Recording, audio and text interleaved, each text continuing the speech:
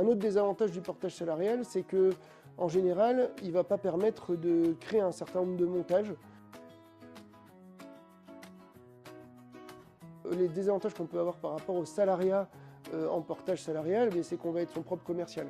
Donc on va devoir bien sûr trouver sa mission par soi-même, négocier son TJM par soi-même, devoir travailler son réseau, on va devoir être capable de gérer l'ensemble de cette partie commerciale en autonomie. Alors bien sûr, un accompagnement est fait en interne chez nous, chez Overportage. En revanche, le porté reste maître et premier acteur de l'ensemble de ces sujets-là. C'est plutôt un désavantage par rapport au mode salarié, où là pour le coup, les missions tombent au puits, on n'a pas besoin de les chercher par soi-même. Par rapport à l'entrepreneur, on va avoir bien sûr tout un tas d'avantages, notamment sur la partie gestion, qui vont permettre au porté de complètement se concentrer sur sa mission et sur ce qu'il sait vraiment faire. Finalement, il n'a absolument rien à faire en termes de gestion, puis surtout, il ne porte aucun risque administratif. C'est la boîte de portage qui assure l'ensemble de son activité finalement au travers de sa structure.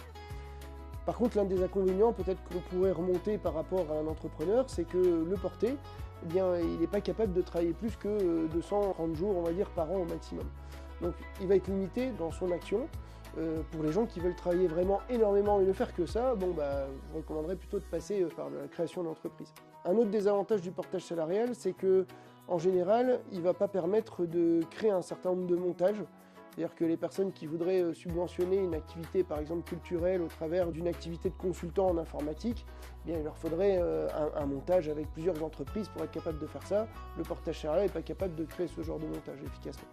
Si vous avez plusieurs activités et qu'il y a une activité moins lucrative que vous voulez financer avec une autre activité, là je vous recommanderais plus également d'aller voir un comptable et de voir quels sont les montages possibles en création d'entreprise.